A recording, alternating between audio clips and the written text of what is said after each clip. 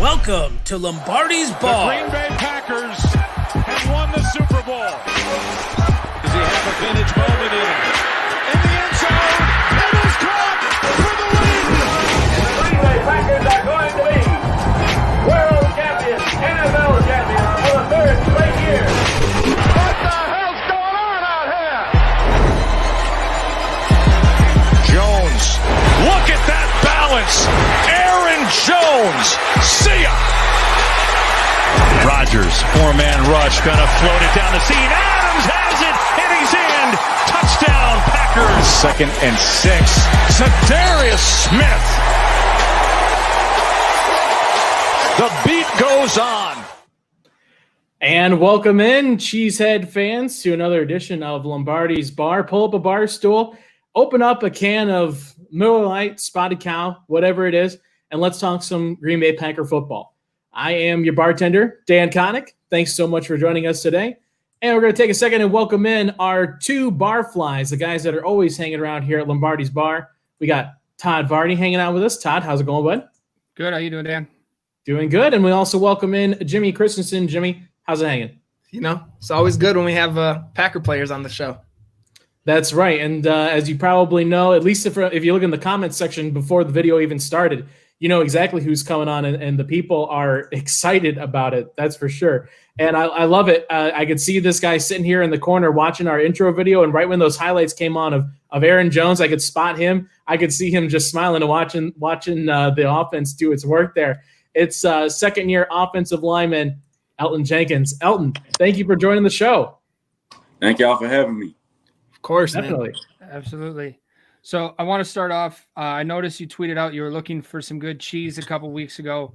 Did you find any? And if not, I've got a hookup for you right here in my hometown. Shout out Meister Cheese. What is it called? Meister Cheese. Meister Cheese. I'm going to check it out, man. Yeah. We'll link up. I'll get definitely got to hook it up. They make the cheese that's in the queso for Chipotle, so you know it's good stuff. Oh yeah. I'm curious, like what? I don't know if I'm supposed to say that. What made you just tweet out? Were you trying to cook with something and you just had this weird craving for cheese? Yo, I was trying to cook some grilled cheese. I had went to this place, but I don't know what I forgot what it's called, but it's a grocery store. And it sell like a bunch of cheese. Actually, it was from somebody that was in my comments told me about it, and so I tried it out, and they had like different variety of cheeses. Nice. Yeah. Yeah, we'll get y'all taken care of there. As a Wisconsin guy, born and raised, I'm very familiar with the cheeses clearly. So we'll get you all set up there. Talking about where I'm from, want to start with where you're from, down in Clarksdale, Mississippi.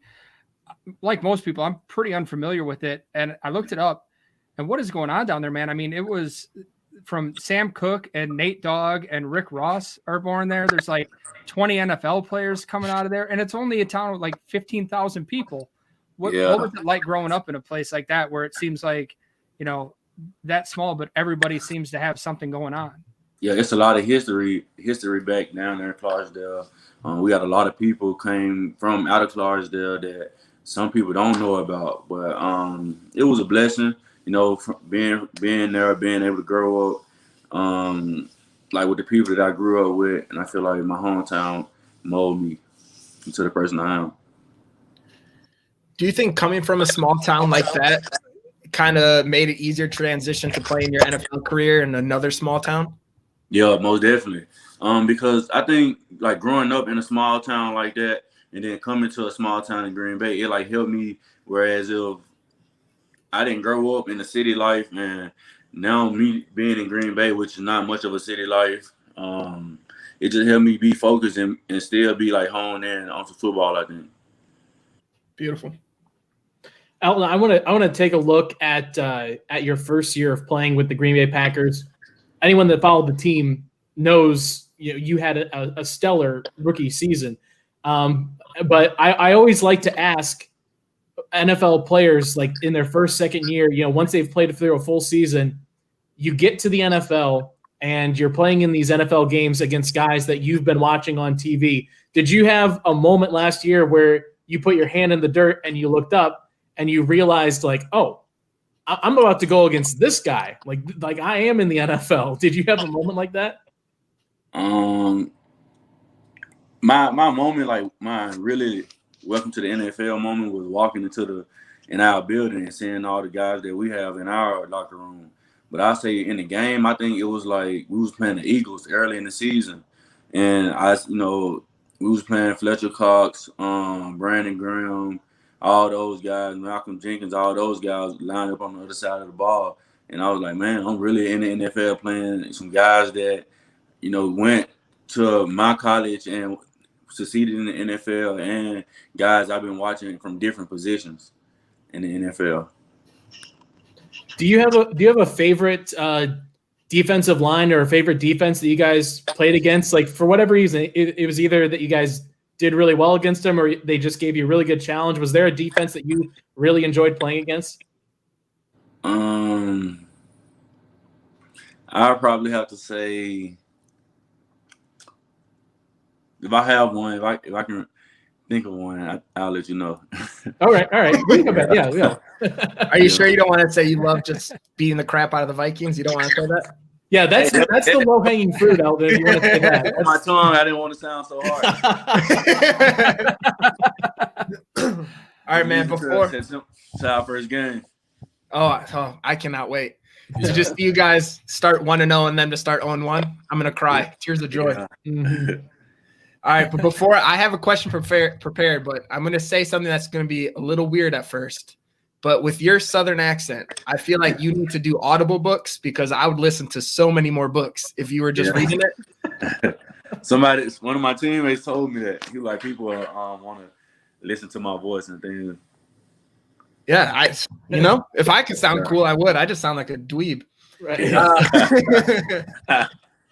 All right, but so coming to the NFL, obviously as a rookie is like it's a challenge to begin with too. Like probably a little, I don't know, intimidate. For me, it'd be intimidating. I'm not very skilled in football, but like it's a challenge. It's different. But coming to a team where you're tasked now with blocking for Aaron Rodgers, one of the best quarterbacks to ever play, maybe the most talented to play. Like, is there an added pressure to that having number 12 behind you? I feel like he expects greatness from everybody, not only the offense but people on the team. He expects people to do their job. And I had one incident in practice where it was like when I first got there, and I had jumped off sides when I was running with the ones, and he told me, you're not gonna better play here if you can't stay on sides. And ever since then, I've been honing into that. So he really just expects, greatness from the people that he played with, and I feel like it pushes me and also my other teammates to be better, and all us be better as a whole. And you kind of went into my next question with that answer. So last time we talked, I asked you about was it hard getting used to Aaron Rodgers' snap count, and you said that story too. But is it going to be harder this year with no fans? Like I know the defense is going to be jumping off sides because he's a wizard with that. But like, you think it's going to be even harder for the offense not to jump? No, I feel like it'll be easy. You just got to you just got to listen to. You got to hear the call, know the call, and then do your job. That's what our coaches are always preaching on. So if you just got to hear what he say the cadence on and lock into that, and that's something that I'm trying to now I'm trying to adjust to and be more cleaner with it. Beautiful. So Elgton, coming into this training camp, you're a veteran now. You no longer have that rookie status. You are now and forever will be an NFL veteran. And the Packers drafted 3 offensive linemen this year, all rookies. So you've got 3 new rookie offensive linemen who, who knows where they're going to fit in or what their plan is for them, but they're rookies this year trying to fit into your position group. What's it been like for you in sort of now a mentor role 1 year after you were just a rookie? And what's been the message for these rookies coming into such a weird training camp? Just work. And like some of the guys, they asked me like around this time where I was in the playbook and things like that. And I basically just told them just work and control what you can control, and just try to give them pointers on like technique things that the older guys taught me that maybe it's a question that they're not asking, and just open them with arms. I mean, with help them with open arms, and hopefully we can get better and be better as a unit with them. I want to pull a question here from the comments from a guy, Jacob Westendorf, who fan of the show, will say. Yeah, he's our boss. I'm just kidding. He's our boss.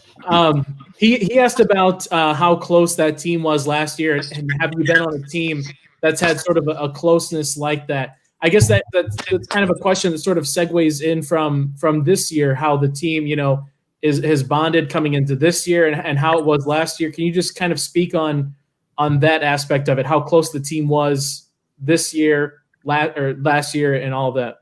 Yeah, we was real close, still is. Doing team bonding things outside of football, I feel like it helped us a lot. And us just being around each other, not only in the building and also in the building, helping each other become a better player. So the team is real close, and I feel like we got a good chemistry going into this year too. So we were talking with Joe Thomas. We had him on a few weeks ago, and he was mentioning, the offensive line, just how close you guys are in proximity to each other through practice and games and everything else.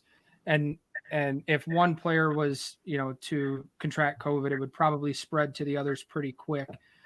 With you guys having that close knit, group that you have, do you hold yourselves to a higher accountability than a lot of guys, just knowing that, it's not just you, it's that whole offensive line group? Yeah, us as a team, we all hold each other accountable, because we know on Sunday we're gonna need each other to perform and to win games. So we always talk about practicing the protocols with the NFL and the things they put together to help us have a season. So just like not going out, ordering food, and just all the small things that can help us out. I feel like everybody on the team is buying into that, so we can have a season. If you need me to make you grilled cheese and drive it up to Green Bay, I'll make that 2-hour drive for you. Yeah, then first you'll have to get COVID testing before you can. Bring it. Yeah, that's a good point. I'll start putting cotton swabs up my nose right now, and I'll drive that grilled cheese. You might have to just quarantine yourself at Ray Nitschke there at the Ray Nitschke facility. I think you just set up a little cot or something, a little griddle, and just make these guys grilled cheese. Keep them going. Yeah, when you guys see the tent outside the field, that's just me. Don't worry about it. Nothing crazy. That sounds like a plan. All right. So in camp right now, for fans, there's not. Understandably, the Packers are being really tight-lipped on practice right now. Like, beat reporters can only say so much about practice. They can only take certain kind of pictures and all that. Like, only put out certain information. So one thing that we've been wondering, is there someone on the defensive line that you've been going against that has been standing out to you that maybe was a little surprise, or you're just really impressed on the work they've put in that come back to be impressive? Yeah, I probably this year, Kiki Lindsley and Rashawn Gary, both of those guys, I feel like took real big strides during the offseason to come back and become better players this year. What's a go-to move for theirs that you can just – is there a move that they like to go to? Really, both of them got different variety of moves. You feel me? I guess it just depends on the player and who they facing, on what move they want to make. So I feel like, both of them strong and real fluidly can move. So it just depends on the player that they facing. Is there a favorite defensive lineman that you like going up against in training camp or in practices, just for any reason, like he gives you a good battle or anything? Yeah, Kenny Clark, because I know every day he gonna come out and give it his all, and me going against him only making me a better player, so I can perform better on Sundays. All right, I want to wrap up here because we want to get you out of here. Ellen, respect your time. A question from the comments, and I'm interested in this. What's better for you, a decleater or pancaking someone 5 yards down the field? Oh, 5 yards down the field, most definitely. Driving your man off the ball and just dominate him, it feel way better. It's got to be better to get one of those on a linebacker, right, than a defensive lineman, because you see those guys every single play. But to get one on a linebacker's got to feel good, right? No, I feel like getting one on a defensive lineman is better because that's the guy that you're really facing the whole game. And once you get that first pancake, you really just you're taking his will to fight out of him. All right, can I ask one more question before you go? It's very important to me. All right. All right. I could tell you're super excited. Thanks, Elton. So last time we talked, I mentioned to you my theory on David Bakhtiari about being – have you got to mention to him yet that he's – Yeah, I did. Mention it to him. What did he say? See, when I mentioned it to him, it was around Corey Linsley, and they asked me, they were like, who where you get this from? Where you get this from? Kept on asking me that, saying you must got that from an insider or something like that. And I was like, no. Yeah. Good. I'm glad you did it. That makes my whole day now. I'm happy. Yeah, I absolutely. All right. That was my question. It wasn't important, but Well, Elton, thank you again for taking the time to talk with us. We really, really appreciate it. Is there anything that you want to plug, your social media or anything like that? Let people know where they can follow you, or anything that you want to kind of plug at this time? Yeah, y'all can follow me on IG at Elgton J74, and my Twitter is BIG_E_14. And go Pack Go. there it is. That's right. That's the best way to end it. Elton, you've always got a stool here open for you at Lombardi's Bar. Thank you again for taking the time. We really appreciate it. All right, thank y'all for having me. Definitely. All right, Elton. Yeah, thanks again to Elgton Jenkins for sitting down with us and talking about it. And he had some really fun insight there, guys. I really thought, if I was playing offensive lineman personally, I want to get one of those linebackers because I know that I'm so overmatched against them that it'll just feel so good to just completely blast those guys out of the water. Oh, for sure. Jimmy, what were you guys talking about there? Yeah, that's what we really need to know. Yeah, sorry. And that was I wanted to give more context, but then I'm not gonna lie, I got nervous and started fumbling over my words. Oh, that's so weird for you. Yeah, because I talk to so many players and stuff. It's like so cool. I hate you. I brought my table. So last time when I interviewed him this summer, I told him my theory on David Bakhtiari, that he's TJ Lang and Josh Sitton's love child. I said he's aggressive and drinks like TJ Lang, but he has long hair like Josh Sitton. So I still think it's true. He created him in the lab. So I've always thought, talking since we're going to segue to David Bakhtiari here for a second, I was talking to you guys off camera about the ESPN's The Dan Le Batard Show does the lookalike game, and they did one for Steven Adams, and I feel like it fits well for David Bakhtiari even more, is that he looks like Joe Poseidon's less successful brother. He looks like he could be Aquaman, not to say let himself go because David Bakhtiari hasn't done that, but he's not Jason Momoa. Let's just say that. That's a good thing. Yeah. That's all I'm going to picture now when I see him, is just him with a little trident next to him. Trident. I'm honestly surprised it hasn't been done yet. The Green Bay Packers Twitter has some fantastic Photoshop people. Yeah. Need to figure it out. Big B, get on that. I don't know if you can do Photoshop, but I feel like you can. I put my faith in Big B. I feel like Game On Wisconsin should have a team that can get that done. If only we had someone working social media for it. But it's also run by Jacob, so honestly, do we expect? Well, yeah. Aaron's great, but Jacob. Surprised the lights are still on around here. Yeah, for real. Before the lights get shut out, guys, let's buy a round here. Let's get some congratulations out of the way. Who are we buying a round for after this week? Lots to kind of decompress from a full week of training camp, the first full one, really. So who gets a round from you guys this week? I'm buying around for Kamal Martin. He's been the talk of everybody the last few days. It seems like as soon as I watched his highlights coming out of college when we drafted him, I was like, this guy might actually be the answer that we've been looking for in there. And he's starting to play like it in practice. Coaches, everybody's just saying how great he's playing, pretty much living in the backfield when he's in there on defense. So I'm a buy around for that guy. I've been hearing really good things about him. Yeah, that's exciting. But it's still like with him and Christian Kirksey, stay healthy. That's the thing. They're showing a lot, but it's all about staying healthy. Sorry, Jimmy, didn't mean to overrun you there. Oh no, you're good. You're good. I didn't have my extent on the knowledge was he looked real good. So yeah, great insight. Great insight from Jimmy Christensen, guys. So I'm going to switch it up a little bit. Usually I pick a player or someone in the NFL, but this time I'm not going to dive too deep into it, but I'm going to buy around for the NBA as an organization.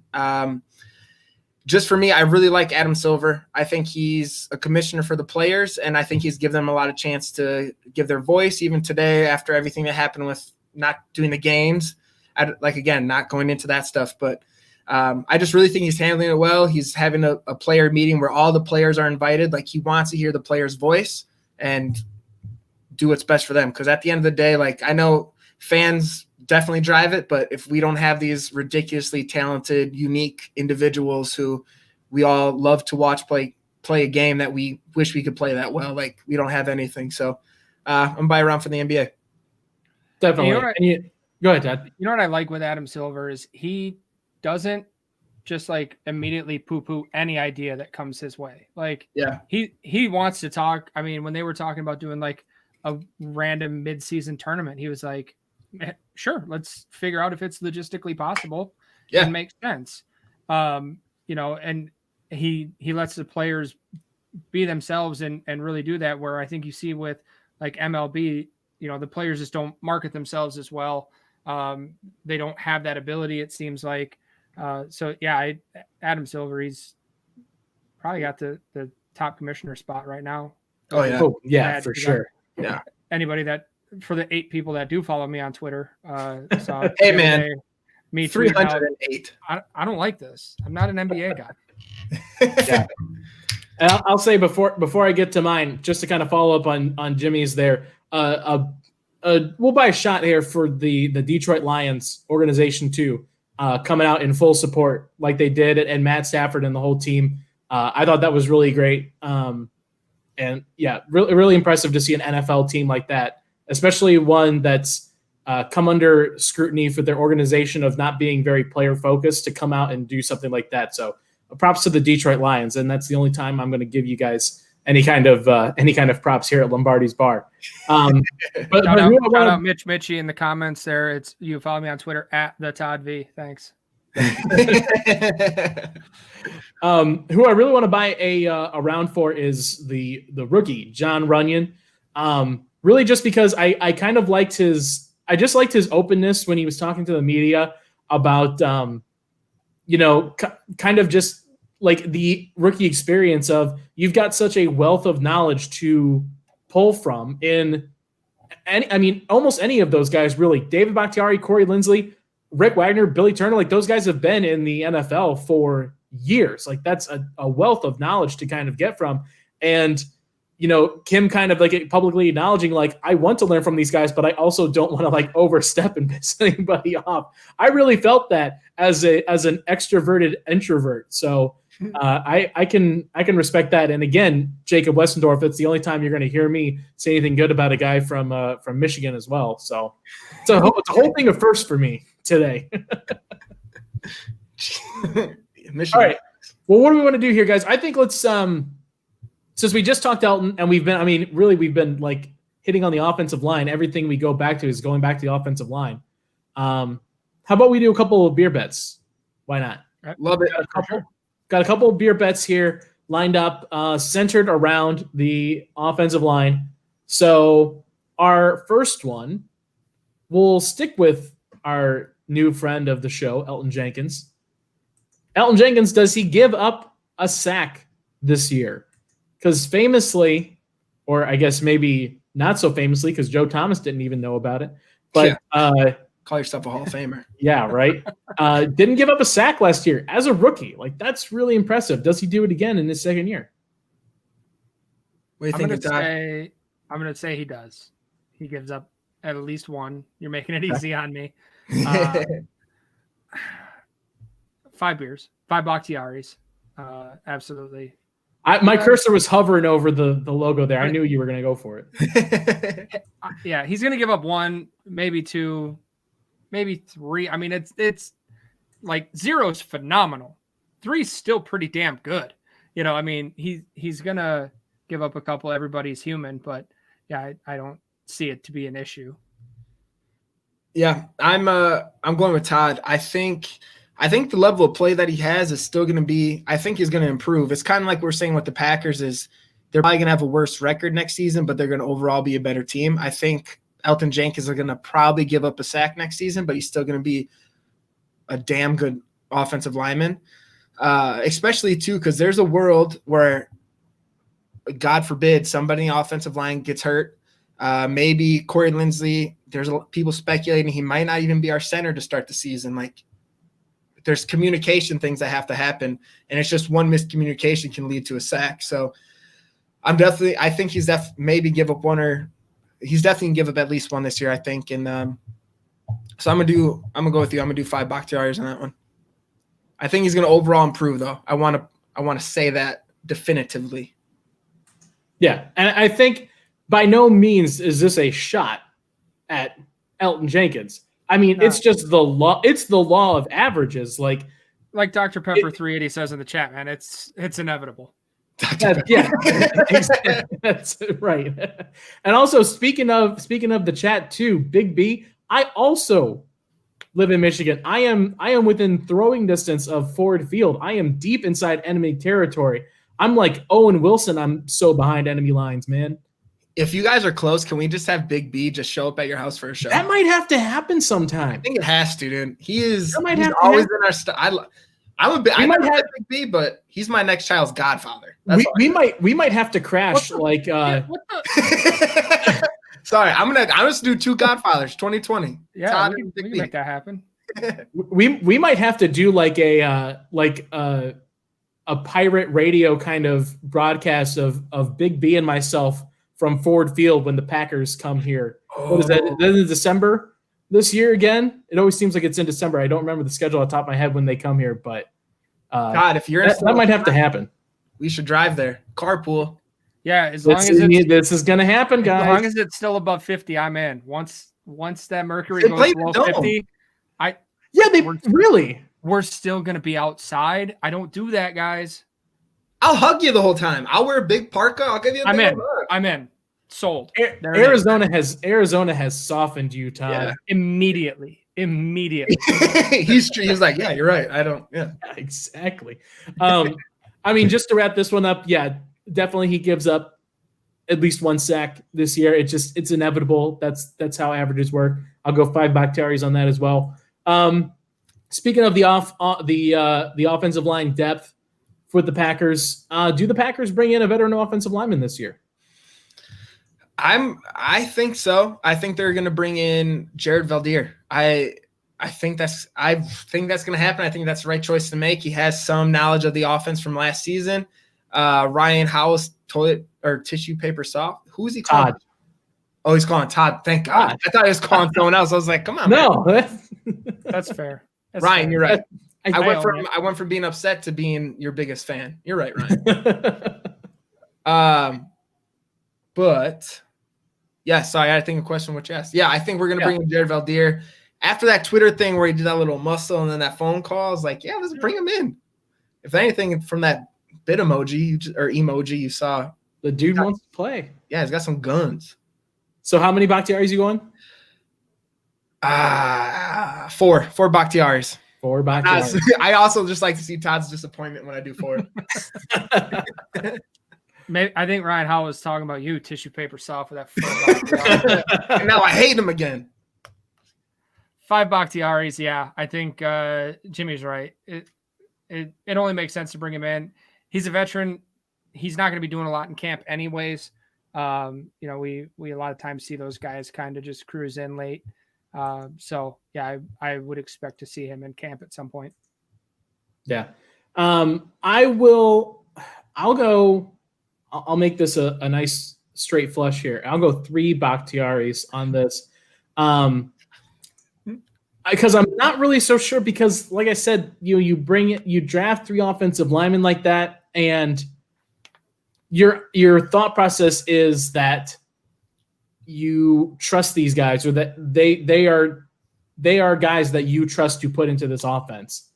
Maybe not as a starting role right away, but who knows how things are going to get down the line with COVID, and are you able to bring in a guy like, within a week? Like, does he have to quarantine for a certain amount of time?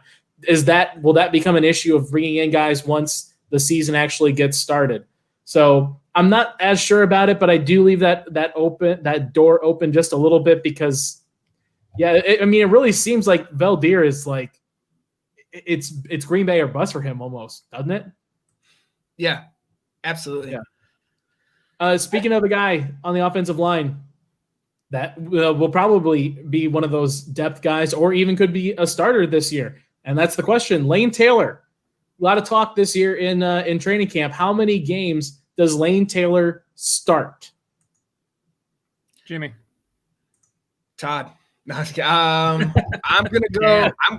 I'm going with 16. I think he's gonna be a week 1 starter, especially because Rick Wagner's been hurt he's missed 4 or 5 practices. So, and he's the only offensive lineman that hasn't given up, who hasn't lost on the one-on-one drills. He was 8-0. I think it improved after that, but he's coming up, man. I put out an article. This is a shameless plug. I put out an article on Game On Wisconsin saying he's underrated this year. Like, I think the rise of Elgton Jenkins, which was warranted, like, he destroyed last year. Elgton Jenkins was a monster, but that kind of overshadowed how solid of a player Lane Taylor was. So Billy Turner proved on other teams he can play right tackle. I think it's a good fit to bring in. As long as I think it's going to rely on more if Billy Turner can play right tackle than Lane Taylor's skill, if that makes sense. Yeah. So I'm going to go 16. I think he's a full year starter. All right. How many Bakhtiaris are you putting on that?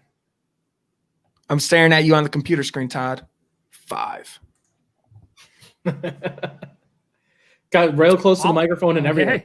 Yeah, I realized that really didn't do much. I should have did like this or something, but it seemed like the right thing to do. It's okay. You understand technology, microphones, cameras. You know how they work. Yeah, shut up, Todd. I hate you. All right, Todd. Should I leave the Bakhtiari? You know what? Graphic up here. Yeah, I'm gonna go 5 just because, for as not confident as I am, I'm not unconfident either. I'm gonna say 8. What the hell did that mean? That was such an NFL coach thing to say. Like, thank you. I appreciate that. As unconfident as we are, we're also pretty confident. Have to say, like, these guys in the locker room here. I'm not confident in my non-confidence, so we're gonna say 5 Bakhtiaris. He's gonna start 8 games. I'll give him that. Right. It's an offensive line. I mean, you see guys coming through, rolling in, rolling out. This year, obviously with COVID, we don't know what's going to happen there. I think we're going to see a lot of guys throughout the year rotate through there.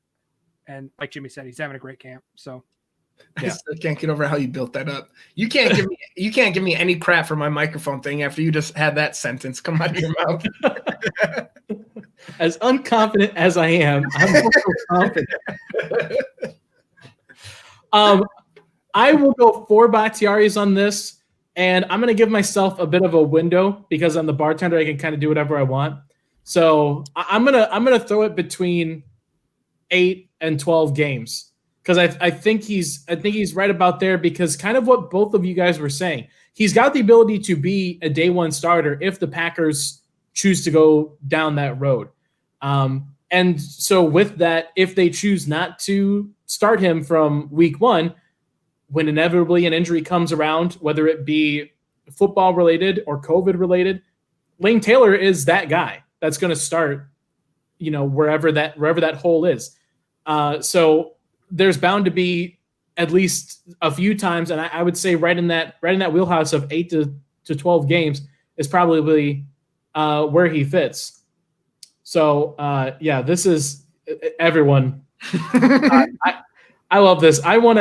There's got to be something we can do with this. Like this is, you know what it is? Jacob said he's starting a merch store. That would be a good T-shirt. Oh my gosh, I would buy that. This needs to be put on a poster.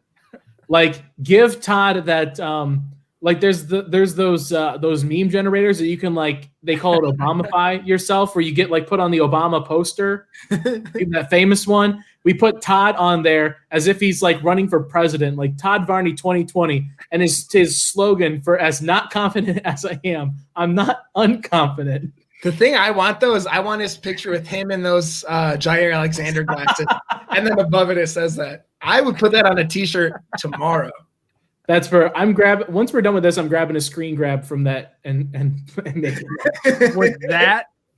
Would that be considered something impressive that I've done that we could tell Jamal about and he could be proud of me? Because that's really my life goal now, is just to make Jamal proud of me. I have to do something impressive and let him know, because he said he'd be proud of me.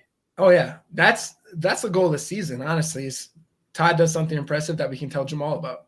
Yeah, Todd, because we're best friends and we talk to him every week.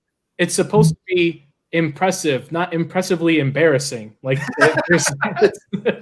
I lost the ability to be embarrassed a decade ago. All right. We're on this show, man. It's very obvious that none of us can be embarrassed. All right, guys. I have a brand new segment I'm putting on you right now with zero prep. You ready? Oh, this is going to be great. I'm ready for this. All right. Drunk best friends. If you could pick one player on the Packer to be, like when you drink too much, I've had so many heart-to-hearts with people I've never talked to then later on, because like, I'm like, oh yeah, we're best friends. If you could be drunk best friends with somebody on the Packers, who would it be? So this is somebody that I'm getting drunk with. Yep. And they're also drunk at the same time, and we're having that connection. Yep. You think you're gonna be best friends forever, and then you probably don't talk again. Okay. Do you have an answer? Because I'm still thinking.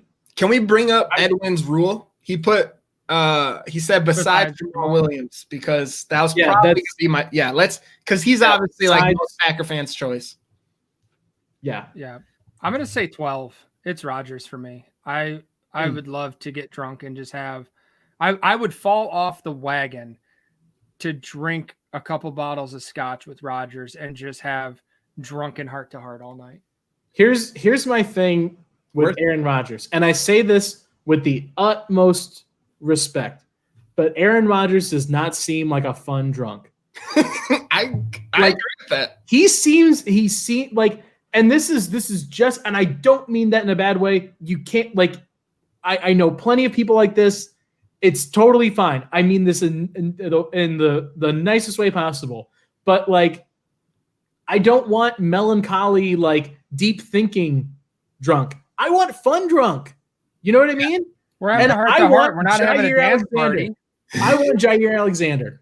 Oh, that's a good one. I like that. How about this one from the chat? The rookie, AJ Dillon. I'd make it weird. I'd make it weird. I would hit on him. I would make it weird. I'd ask him if I could hug his leg. Just like staring at his legs, like, oh my god. Yeah. My eyes are up here, fella. That's all we hear from him. Dude, here's an impressive one too. Big B saying someone besides Jamal Williams in Bakhtiari.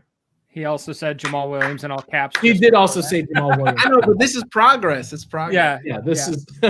Also, can we point out all these burner account Todd has? This is like the second pro Todd. Yeah, seriously, how about this one? What the hell, Christian?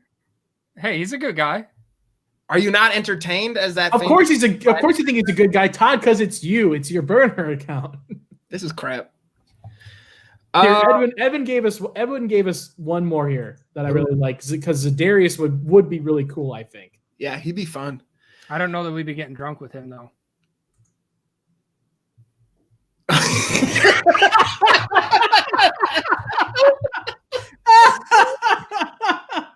I mean,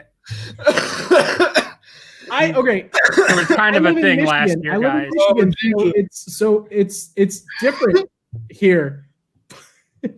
Well, I'm fine with that too. Zadarius, man, you have an invitation. My house, man. That's right. Oh man.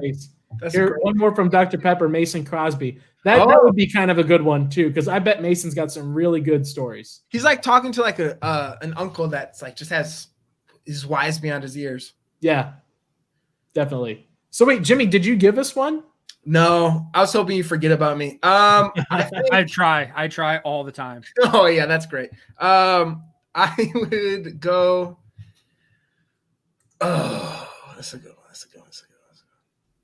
I think I might go Christian Kirksey. After his picture where he put up like this, and he was like, I fell in love with him. I'd go with him. I think he'd be fun to talk to. He seems like a real cool dude. You know, it'd be a great person to be best friends with for a night, and then slowly drift apart. Okay, all right.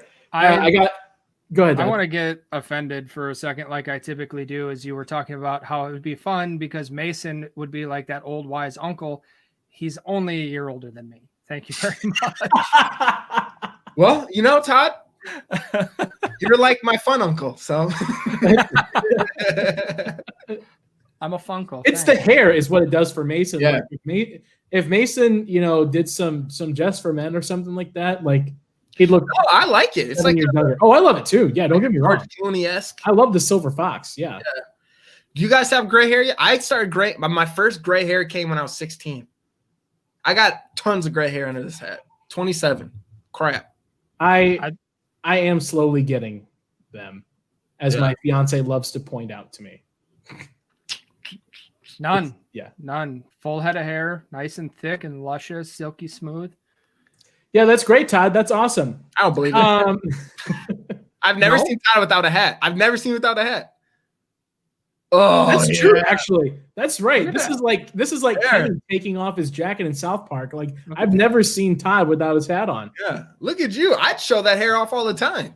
But then I'd have to wash it and style it, and it's all I can do to take a shower on show days. Oh, so this is complete. So I started my new job at my school. All right. Walked in, no AC. It was 90 degrees today. I'm in an old brick building. I came home, instantly showered. My shirt was soaked. There was an embarrassing butt sweat mark on my shorts from when I was sitting down. Like I was drenched in sweat by the end of my 8 hours sitting in a classroom. What happened that we're talking about this? I took my headphones off for a second. I come back and you're talking about butt sweat. I don't know. Taking my hat off. Yeah, I don't know. You talk about sweater? I don't know. It's fine. Let's move on. All right, moving us along. All right. We're going to wrap up the show today with a new segment. We'll do a little top shelf, bottom shelf. I'll give you a list of guys here, and you tell me if they are sitting on the top shelf or the bottom shelf after what we've seen from these guys here in the first week of practice. So let's start with a guy that I figure we probably know where he sits right now, but the rookie, Kamal Martin, is he top shelf or bottom shelf right now, guys? I've got him top shelf, obviously. Preferably buying him bottom shelf. As I said, I buy him around earlier, but he's on the top shelf. Yeah, no, I'd go with top shelf right now. First of all, shout out Joey the Jaguar. Thanks for checking in, even if you're late. We appreciate you stopping by. I'd say it's top shelf. Like he's proved it coming in. He dropped down to the 5th round. Everyone was saying like, oh no, it's because of an injury. And he came and he's proved that it's because of an injury. He dropped that low. He has a really big chance to be a huge steal for the Packers. So I'd say top shelf. Yeah, I'd have to agree too. There's really nowhere like you don't come in as a rookie and have that kind of week and not get to sit top shelf. How about this one? This one will be an interesting one. Josh Jackson, is he sitting top shelf or bottom shelf currently? Is there like a middle shelf? Right. Is like Captain Morgan kind of in the middle, or I don't know. That's tough. He's tough because he's had a lot of like. Again, it's hard because we can't watch practice. We're just going off tweets, but there's been a lot of tweets, and even the one like Matt Schneidman today had him as like a person that was his stock wasn't rising like it was. I think he had it going down if I don't have it wrong. And people are saying like he has plays where he's in great coverage, and then he also gives up big plays. So I'd say based off last year, I'd give him top shelf, but it's definitely on the edge of falling back to bottom. All right. So top shelf compared to what he was last year. Yeah. All right. Todd? I still got him on the rail for me, bottom shelf. Last year was not good. Also, he loses points for playing at Iowa. And sure, there's a lot of good talk about him right now, but we're talking about practice, and we know how Allen Iverson feels about practice. I'm the same. Practice? We're talking about practice? Not a game. Not a game, Dan. Practice. Wear practice or Allen Iverson jersey next week. Yeah, for real. How about this? I sort of like this Kahlua on the rocks. Some people hate him. Some people love him. I feel like that's a pretty good way to describe him. That's fair. And I would, and I'll agree with Todd too. I think bottom shelf just because like you come into training camp and yeah, it's great that you have been making a few plays and everyone's saying that your effort is outstanding, but like you're still making, the same mistakes that have been causing you not to get playing time. Like this isn't Rudy. You don't get playing time just because you're, tenacious and show up each and every week to practice. Like you need to improve to make it onto this team. And he really just hasn't done that yet. So I'll put him on the bottom shelf there too. I want to hear people's take on this because we don't talk about punters enough. J.K. Scott. Because there's a lot of buzz about what he's doing in this first week. Where is he sit right now? Top shelf. He's a punter. I don't care. Unless if it's longer than 4th and 5, punt. If it's 4th and 5 or shorter, go for it. I don't need to see a punter every time. And I will defend that too. Rules. Exactly. no matter where you are in the field. Oh man, I was going on a walk with my wife, and I was trying to. Do you guys listen to the Pat McAfee show? A little bit. Negative. So he was on like NXT, the WWE show, and I saw highlights. Like he was doing backflips, jumped out, like he was doing stuff that was incredibly athletic. And I said to her, I was like, "Yeah, I know you don't care about this, but like, I didn't realize like a punter could be that athletic." And she was going like, "Oh, football players, they're athletic." She was like, "My uncle was a punter." I was like, "Here, look at this picture." And I showed her J.K. Scott. She goes, "Oh yeah, okay, yeah, he doesn't look athletic." So that was my proof. But I put him on top shot. Like he's the best punter we've had. I know the second half of the season was a little bit of a struggle for him, but he's one of the better punters he's had in a while. So I'm all in on J.K. Scott. Yeah, same. I think you gotta give this kid, time. I know that he's a punter and like that's your one job, but it's still fairly challenging. And plus with the new you come in, you've played under 2 different special teams coordinators your first 2 years. Like I have to imagine that changes something with him, So I still love him and I'll still put him top shelf. Before we move on, Todd's got to address this. Like, did you really punt in high school, Todd? Absolutely. And like Jimmy was just talking about, I'm going to go with his wife on this one. Punters are absolutely athletic. 100. Look at this. You just said I don't care about punters. That was the last thing you said. I was a quarterback. I was a cornerback. No, I was a safety, and then I was a punter. No, only punter. I was asked my sophomore year of high school to join the football team to be a punter, and I declined. Don't tell people because that. Don't tell people that. With this body, like this is a Kenny Clark body, man. No, and I came in. I was gonna be a punter, but hockey was my sport of choice in high school, and I was not good at that either. I'm terrified of ice skates. I feel like I'm gonna fall and just. You want to know something even worse, Jimmy? No. It was roller hockey. My high school had a roller hockey team that competed against other high schools with roller hockey teams. Yeah, that was in Mighty Ducks. Wasn't even on ice. What's that? They had the roller hockey scene in Mighty Ducks. They look badass. That's very true. Can we bring up Jamie no last names Is that Jamie Cheesebutt from Twitter? Might be. Anyways, let's do Jordan Love on this top shelf. Let's throw him in. Top shelf. I don't know why people are worried that he's not looking like he's ready to play in the NFL.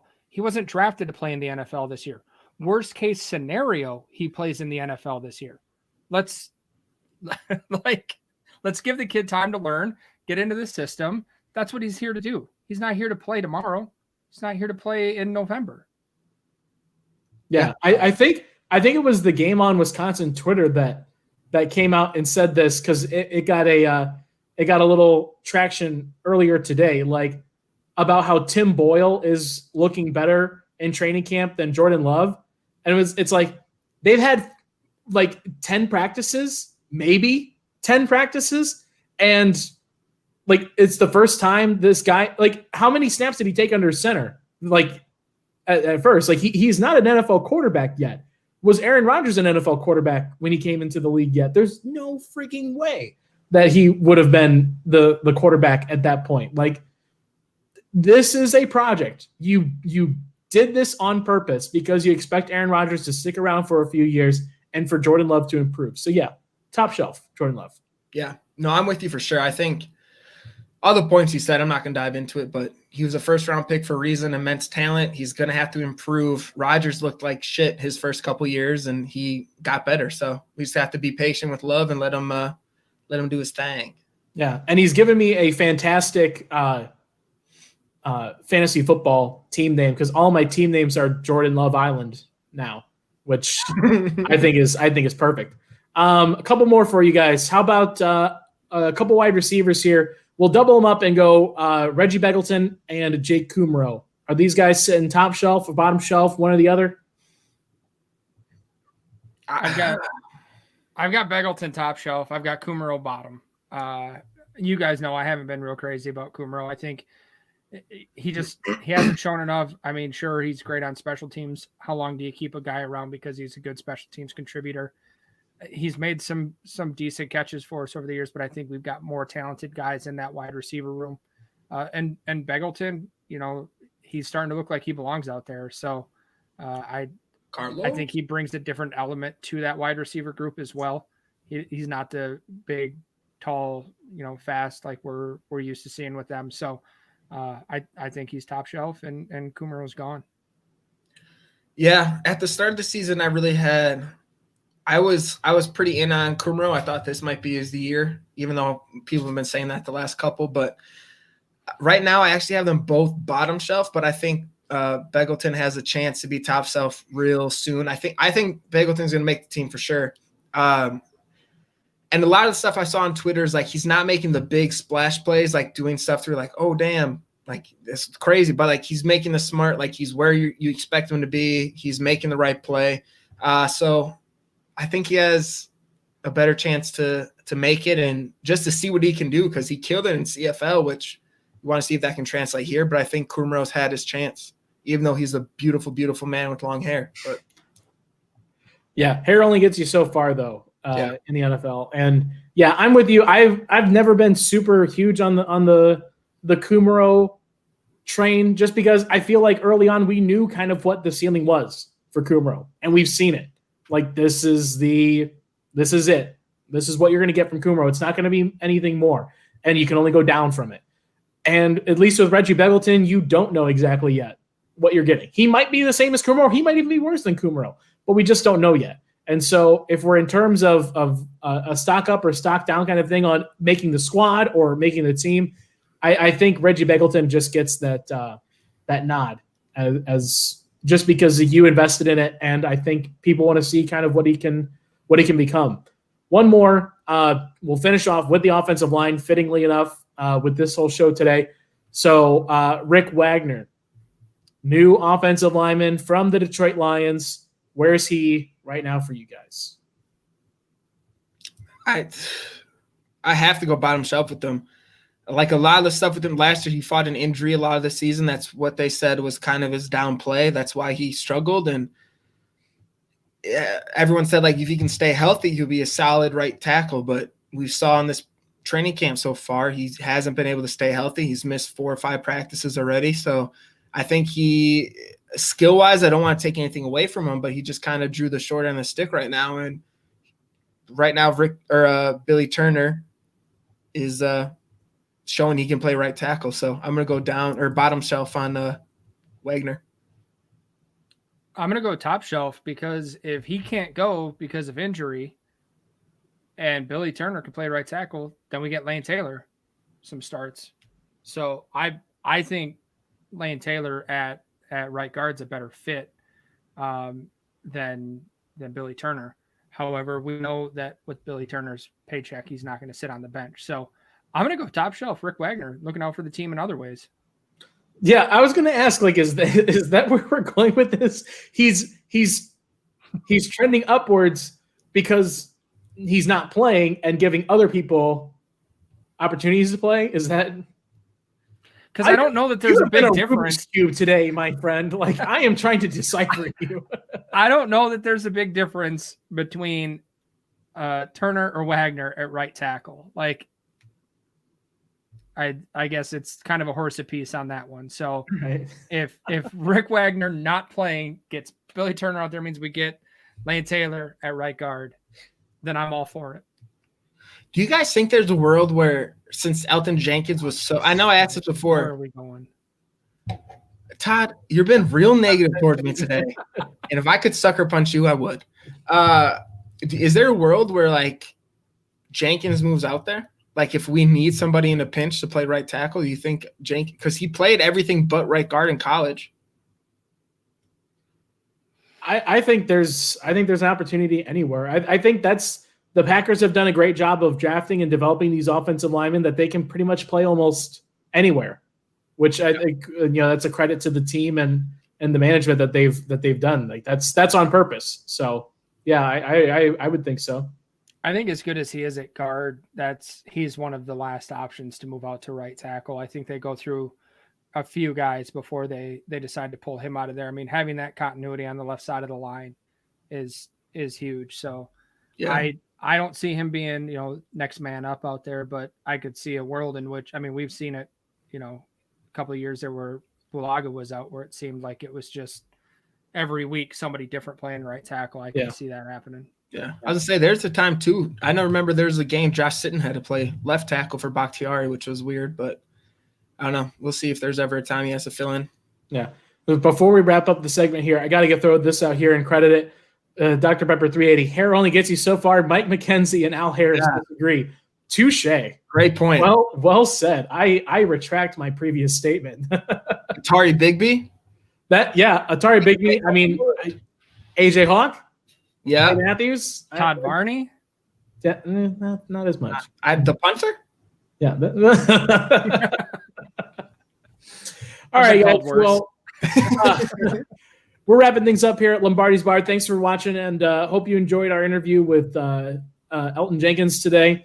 Guys, as we wrap up, you have anything to plug, or you want to let people know where they can find you? Todd, what you got? Twitter at the Todd V. Give him a follow. Todd, someone give him a follow. I got one today. Shout out Linda. Linda. And I'll have an article dropping training camp matchups coming out on Friday morning on Game On Wisconsin. GameOnWI.com. Thanks, Jacob. For me, my thing's right there. Jimmy_C08. Give me a follow. Article dropping tomorrow. And then besides that, you can find all my stuff on either Packer Report or Game On Wisconsin. I'm working on another video. I'm debating between trying out for running back or kicker. We'll see what the next project Get Jimmy to the Packers brings. But and Jacob mentioned I get my tattoo on Saturday. Game On Wisconsin tattoo. Added to the collection. So I'm excited for that. That's going to be good. I'm on there on Twitter as well at DK All the Way. You can follow me. I've got my most recent episode with the Pack-A-Day podcast is up yesterday. We played a little Packers trivia. I completely embarrassed myself. So if you want to listen and make fun of me, while you listen to that. Pack a Day Podcast, where you can find it. And make sure, of course, that you're following all of us here on Game On Wisconsin, all the social media. Just search Game On Wisconsin on Facebook, Twitter at Game On WI, and same for Instagram as well. But and make sure, of course, that you subscribe as well, because we've got a whole litany of other shows coming down the pike the rest of this week, each and every week. So subscribe so that you don't miss any of those. But yeah, until next time, guys. I've got an actual beer this time, so cheers. Everyone in the comments, cheers, and go pack it up.